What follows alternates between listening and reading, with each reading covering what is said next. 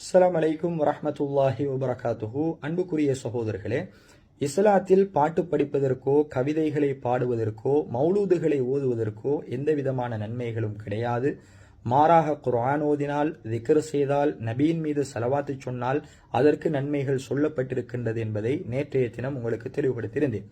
இருந்த போதிலும் இல்லை, நபிகளாருடைய புகழ் பாடுவதனால் மௌலூதுகளை ஓதுவதனால் அதுவும் இபாதத்து தான், அதற்கும் நன்மைகள் இருக்கின்றது என்று வாதாடக்கூடிய எங்களுடைய அன்புக்குரிய உறவுகள் அதற்காக சில ஆதாரங்களை முன்வைப்பதை பார்க்கிறோம். அதை நேரம் எடுத்து ஒவ்வொன்றாக உங்களுக்கு தெளிவுபடுத்துவது பொருத்தமாக இருக்கும் என நினைக்கிறேன். அவர்கள் வைக்கக்கூடிய முதலாவது மிக முக்கியமான ஆதாரம் குர்ஆனிலே வரக்கூடிய சூரத்து ஷரஹுடைய 94வது அத்தியாயத்தின் 4வது வசனம், வரஃபஅனா லக திக்ரக், நபியே உமக்காக நாம் உங்களுடைய புகழை மேலோங்கச் செய்தோம் என்று அல்லாஹ் சொல்லக்கூடிய இந்த வசனத்தை எடுத்து காட்டி, எனவே நாங்கள் மௌலூது ஓதுவதன் ஊடாக நபிகளாருடைய புகழை அல்லாஹ் மேலோங்கச் செய்கின்றான் என்று ஒரு வாதத்தை எடுத்து வைக்கிறார்.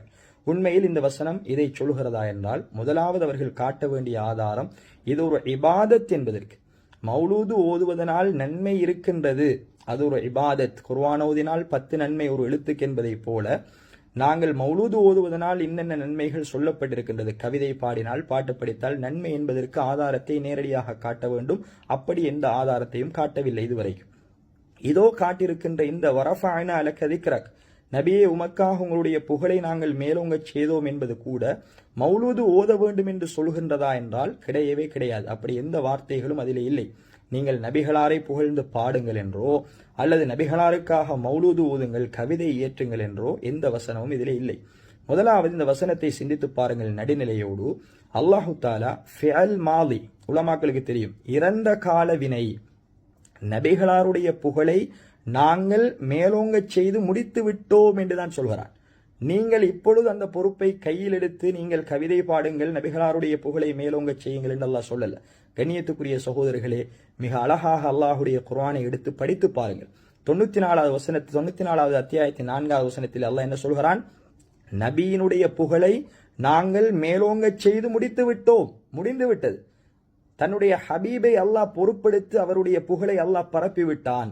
நபிகளாருடைய புகழை அல்லாஹ் மேலோங்கச் செய்து முடித்து விட்டான். எனவே அந்த பொறுப்பு எங்களுக்கு ஒப்படைக்கப்படல, அல்லாஹ்வே அதை பொறுப்பெடுத்து அல்லாஹ்வே. அஸ்ஸலாமு அலைக்கும் வரஹ்மத்துல்லாஹி வபரகாத்துஹு. அல்ஹம்துலில்லாஹ் வஸ்ஸலாத்து வஸ்ஸலாமு அலா ரசூலில்லாஹ் வ அலா ஆலி ஹிஸ்பில்லாஹ் வ அஸ்ஹாபி ஜுந்தில்லாஹ் அம்மா பஅத். கண்ணியத்துக்குரிய இஸ்லாமிய பெருமக்களே, இந்த மௌலவி அவர்கள் என்ன சொல்கிறான்னு சொன்னால், இஸ்லாத்துல கவிதை பாடுவதற்கும் பாடல்கள் பாடுவதற்கும் அனுமதி இல்லை என்று பேசுகிறார். இஸ்லாத்துல கவிதை பாடல்கள் பாடுவதற்கு அனுமதி சொன்னாக்கா சினிமாவில் வரக்கூடிய அது போன்ற பாடல்களுக்கு தான் அனுமதி இல்லை. ஆனால் அல்லாஹுவையோ அல்லாஹுடைய ரசூலையோ நபிமார்களையோ வலிமார்களையோ புகழ்ந்து பாடுவதற்கு அனுமதி உண்டு. அதே நேரத்துல நபிகள் நாயம் ஸல்லல்லாஹு அலைஹி வஸல்லம் அவர்களுடைய சபையிலும் 3 சஹாபாக்கள் கவிஞர்களாக இருந்தார்கள் என்பதை நம்ம ஏற்கனவே ஒரு பயான்ல சொல்றோம். அவங்க திருப்பி திருப்பி கிளிப்பு இல்ல மாதிரி எத்தனையோ வருஷமா அதையே சொல்றதுனால நாமளும் அதையே திருப்பி சொல்ல வேண்டியிருக்கிறது. எப்ப பார்த்தாலும் மௌலிது கூடாது, கவிதை கூடாது, பாடல் கூடாது, அல்லாஹ் ரசூல் சொல்லி தந்திருக்காங்களான்னு சொல்லி. நபிகள் நாயம் ஸல்லல்லாஹு அலைஹி வஸல்லம் அவருடைய சபையில 3 சஹாபாக்கள் கவிஞர்களா இருந்தாங்க. அதுல ஹஸ்ஸான் இப்னு சாபித் ரலியல்லாஹு அன்ஹு பிரதானமானவங்க. அப்ப கவிதை பாடல்கள் கூடாதுன்னு சொல்லியிருந்தா நபிகள் நாயம் ஸல்லல்லாஹு அலைஹி வஸல்லம் அவங்க என்ன செஞ்சிருக்கணும்? சஹாபாக்களை பார்த்து இப்படி எல்லாம் பாடாதீங்க, இது மார்க்கத்துல அனுமதி இல்லை, நான் உங்களுக்கு அனுமதி தர இல்லையேன்னு சொல்லணும். ஆனா அவங்க விரும்பி கேட்டாங்க. ஹஸ்ஸான் இப்னு சாபித் ரலியல்லாஹு அவங்களுடைய பாடலை விரும்பி கேட்பாங்க, கேட்டுக்கிட்டே ரசிச்சு கேட்டுக்கிட்டே இருப்பாங்க. அதே நேரத்துல கவிதை பாடல்கள் பாடினா அதுக்கு எந்த விதமான கூலியும் இல்லைன்னாங்க. ஹஸ்ஸான் இப்னு சாபித் ரலியல்லாஹு அவங்க நபிகள் நாயம் ஸல்லல்லாஹு அலைஹி வஸல்லம் சபையில பாட கிடைச்சது அதுவே ஒரு பெரிய பாக்கியம். அவங்க சஹாபியா இருக்கிற ஒரு பெரிய பாக்கியம். அதுல அவங்களோட சபையில நபிகள் நாயம் ஸல்லல்லாஹு அலைஹி வஸல்லம் ரசிச்சு கேட்கறதுன்னா அது ஒரு பெரிய பாக்கியம். அதுல இன்னொரு விஷயம் என்னட்டா, சஹாபாக்கள்ட்ட சொன்னாங்க நபிகள் நாயம் ஸல்லல்லாஹு அலைஹி வஸல்லம் அவங்க ஒரு மிம்பரை பள்ளிவாசல அமைச்சு கொடுங்க, ஹஸ்ஸான் இப்னு சாபித் ரலியல்லாஹு அவங்க அதுல ஏறி பாடட்டும்னு சொன்னாங்க. பள்ளிவாசல பாடுறது இவங்க சொல்லுவாங்க அல்லாஹ்வை தவிர வேற யாரையும் கூப்பிடக்கூடாது, பாடல் பாடக்கூடாது. ஆனா நபிகள் நாயம் ஸல்லல்லாஹு அலைஹி வஸல்லம் அவர்கள் தன்னுடைய பள்ளியிலே என்ன செஞ்சாங்க? ஒரு மிம்பரே அமைச்சு கொடுக்க சொன்னாங்க. இன்னும் 2வது விஷயம் என்னன்னா, அதனால எங்களுக்கு எந்த நன்மையும் இல்லைன்னாங்க. ஹஸ்ஸான் இப்னு சாபித் ரலியல்லாஹு அவங்களுக்காக நபிகள் நாயம் ஸல்லல்லாஹு அலைஹி வஸல்லம் அவங்க ஒரு துஆ செஞ்சாங்க. எப்படி? அல்லாஹும்ம அய்யிதுஹு பிரூஹில் குதுஸ், யா அல்லாஹ் ரூஹுல் குதுஸ் என்று சொல்லக்கூடிய ஜிப்ரீல் அலைஹிஸ்ஸலாம் அவர்களை கொண்டு இவர்களை உறுதிப்படுத்தி வைப்பாயாக என்று சொல்லி நபிகள் நாயம் ஸல்லல்லாஹு அலைஹி வஸல்லம் அவர்கள் அந்த ஹஸ்ஸான் இப்னு சாபித் ரலியல்லாஹு அவங்களுக்கு துவா செஞ்சாங்க. நீண்ட காலம் வாழ்ந்தாங்க உலகத்துல. ரசூலுல்லாஹி ஸல்லல்லாஹு அலைஹி வஸல்லம் அவங்களுடைய வஃபாத்துக்கு பின்னால கூட ஒரு நாள் மஸ்ஜித் நபவி பள்ளி வாசல்ல அப்படி அவங்க உட்கார்ந்துக்கிட்டு அவங்க கவிதை பாடிக்கிட்டு இருந்தாங்க. அப்போ உமர் இப்னு கத்தாப் ரலியல்லாஹு அவங்க வந்து கொஞ்சம் முறைச்சு பார்த்தாங்க. அப்ப ஹஸ்ஸான் இப்னு சாபித் ரலியல்லாஹு அவங்க என்ன முறைக்கிறீங்க, நான் நபிகள் நாயகம் ஸல்லல்லாஹு அலைஹி வஸல்லம் அவங்க இருக்கும்போதே பாடி இருக்கேன்னு சொன்னாங்க. சரி, இப்ப அடுத்த விஷயத்துக்கு வாங்க. இவர் என்ன சொல்ல வர்றாருன்னா, வரஃபஅனா லக திக்ரக்னு ஒரு ஆயத்தை காட்டுறாரு.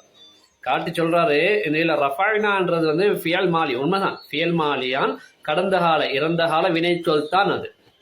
என்ன சொல்றான்னா, வரஃபஅனா லக திக்ரக், அல்லாஹ் சொல்கிறானாம், நபியே உங்களை புகழ்ந்து பாடுவதை, உங்களை புகழ்ந்து பேசுவதை, உங்களுடைய கீர்த்திகளை நாங்கள் உயர்த்தி வைத்தோம், முடித்து விட்டோம் என்று அல்லாஹ் சொன்னதா சொல்றான். அல்லாஹ் செஞ்சு முடிச்சிட்டானா, அன்றைக்கே அவங்கள புகழெல்லாம் முடிஞ்சு போச்சாம். அது அல்லாஹ் அன்றைக்கும் மேலோங்க செய்து விட்டானா, முடிஞ்சிட்டான். ஏன்னா ரஃபஅனா ஃபியல் மாலி கடந்த கால வினைச்சொல் என்பதனால அப்படி சொல்றாரு. அதனால இப்ப நாங்க பாடுவதனால எந்த பிரயோசனமுமே இல்லை என்றாங்க. இப்ப நான் கேட்கிறேன், ஃபியல் மாலியாக ஒன்று வந்து விட்டால், அதாவது கடந்த கால வினைச்சொல் ஒன்று வந்து விட்டால், குர்ஆன்ல வந்துட்டா அது அந்த காலத்தோட முடிஞ்சிட்டு இப்ப ஒண்ணும் இல்லை என்ற அர்த்தமா? அப்ப இன்னொரு வார்த்தை குர்ஆன்ல இருக்கு, ஹதானா, நாங்கள் நேர்வழி காட்டினோம் என்று அல்லாஹ் சொல்கிறார். அப்ப அன்னையோட அந்த குர்ஆன் வசனம் எப்ப இறக்கப்பட்டதோ அப்பதான் நேர்வழி காட்டப்பட்டு முடிஞ்சுதா? அப்ப இப்ப யாரும் நேர்வழி காட்டப்படலையா? சரி, இன்னொரு விஷயம் வரும். நீங்க சொல்லிங்க ரஃபஅனா ஃபியல் மாலி கடந்த கால வினைச்சொல்னு சொல்லிங்க, உண்மைதான். இப்ப இந்த கடந்த கால வினைச்சொல் வந்து இப்ப நீங்க பார்க்கும் பொழுதுதான் உங்களுக்கு கடந்த கால வினைச்சொல்லாக அது தெரிகிறதா? நபிகள் நாயகம் ஸல்லல்லாஹு அலைஹி வஸல்லம் அவருக்கு அதை வஹியாக அருளப்படுகின்ற பொழுது ரஃபஅனா லக திக்ரக, இல்ல ரஃபஅனா என்பது ஃபியல் மாலியாகத்தான் அருளப்பட்டது. அப்ப ஃபியல் மாலியாக அருளப்படுகின்ற கடந்த கால வினைச்சொல்லாக அருளப்படுகின்ற நேரத்துல நபிகள் நாயகம் ஸல்லல்லாஹு அலைஹி வஸல்லம் அவங்கள்ட்ட அல்லாஹ் சொல்கிறானே, நாங்க உங்களுடைய புகழை உங்களை நினைவு கூறுவதை மேலோங்க செய்து விட்டோம் என்று அல்லாஹ் சொன்னானே, அப்பவும் அது ஃபியல் மாலி தானே, கடந்த கால வினைச்சொல் தானே. அப்ப அல்லாஹ் தஆலா அந்த கடந்த கால வினைச்சொல் அந்த இடத்துல பயன்படுத்துகின்ற பொழுது யாரை வச்சு மேலோங்க செஞ்சான் அவங்களுடைய புகழ? அது நீங்க சொல்லலையே. அப்போ நபிகள் நாயகம் ஸல்லல்லாஹு அலைஹி வஸல்லம் அவங்களுக்கு அந்த வஹி, அந்த வார்த்தை, அந்த வசனம் அருளப்படுவதற்கு முன்னாலே அல்லாஹ் தஆலா மேலோங்க செய்து விட்டான், முடிச்சு விட்டான். என்ன அப்படியா? அதப்ப யாரை வச்சு முடிச்சு விட்டான்?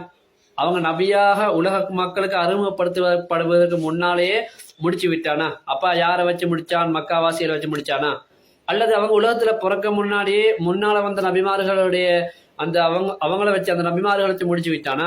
அல்ல அதுக்கு முன்னால மலக்குமார்களை வச்சு முடிச்சுட்டானா? இல்ல அதுக்கு முன்னால அல்லாஹ் தானே தனியா இருந்தான், அவனே எல்லாத்தையும் முடிச்சு விட்டானா? ரஃபா, நீங்க சொன்ன மாதிரி அதுதானே அர்த்தம், முடித்து விட்டான், அல்லாஹ் மேலோங்க செய்து முடித்து விட்டான், இப்போ ஒன்றும் இல்லைன்னு சொன்னீங்களே. அது எப்படி ஒரு ஃபியலை வச்சு நீங்க மக்கள் மத்தியில் இப்படி ஒரு பேச்சு பேசுறீங்க? உங்களுடைய நோக்கம் என்ன? நபிகள் நாயகம் ஸல்லல்லாஹு அலைஹி வஸல்லம் அவங்களை புகழக்கூடாது என்றுதானே உங்களுடைய நோக்கம். அவங்களுடைய புகழ ஒழிக்கிறதான நோக்கம். அது ஒரு நாளும் நடைபெறாது மௌலவி.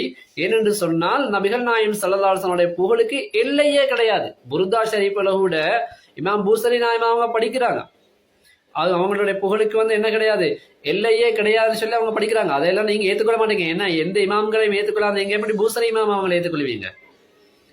அப்போ நபிகள் நாயகம் ஸல்லல்லாஹு அலைஹி வஸல்லம் புகழுக்கு எல்லையே கிடையாது. ஏன் குர்ஆன் கூட நபிகள் நாயகம் ஸல்லல்லாஹு அலைஹி வஸல்லம் அவர்களுக்கு அருளப்பட்டதே ஒரு பெரிய புகழ் தான்.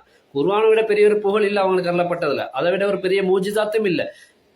ஏன்னா நேர் வழிகாட்டக்கூடியதா இருக்கக்கூடிய அந்த குர்ஆன் தனக்கு முன்னால் இந்த நபிமாருடைய சட்டங்கள் எல்லாம் மாற்றி இப்ப புதிய சட்டங்களாக ரசூல் ஸல்லல்லாஹு அலைஹி வஸல்லம் மூலமாக சட்டங்கள் இயற்றப்பட்டு இனி கியாமத் நாள் வரைக்கும் யார் வந்தாலும் அதே சட்டம் தான், குர்ஆனில் உள்ள சட்டம் தான். அப்ப அதுதான் மிகப்பெரிய ஒரு மூஜிசாத்தாக மிகப்பெரிய ஒரு புகழாகவும் இருக்கிறது. அப்ப ரஃபஅனா சென்ற காலத்து வினைச்சொல் என்பதனால அது முடிஞ்சு விட்டது என்று சொன்னாக்கா, அப்ப அல்லாஹ் தஆலா முடிச்சு விட்டா இப்ப புகழுதா எதுவுமே இல்லைன்னு நீங்க சொல்றீங்க.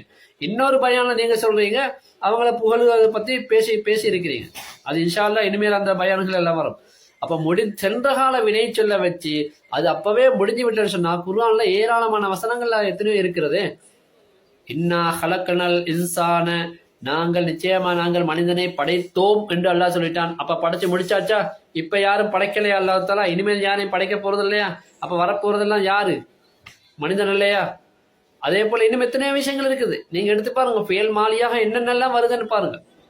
அப்போ உங்களுக்கு நபிகள் நாயகம் ஸல்லல்லாஹு அலைஹி வஸல்லம் அவர்களை தரக்குறைவா பேசணும், அதே நேரத்துல வந்து அவங்களுடைய புகழை மங்கச் செய்யணும், இல்லாமலாக்க செய்யறதுக்கு நீங்க எத்தனை இதெல்லாம் எடுத்தாலும் எந்த முயற்சி செஞ்சாலும் அதெல்லாமே தவிடு பொடியாயிடும். நீங்க நினைக்கவான உலகத்துல வாழ்ந்து கொண்டிருக்க எல்லாருமே பொதுமக்கள் மார்க்கம் அறியாதவர்கள் சொல்லி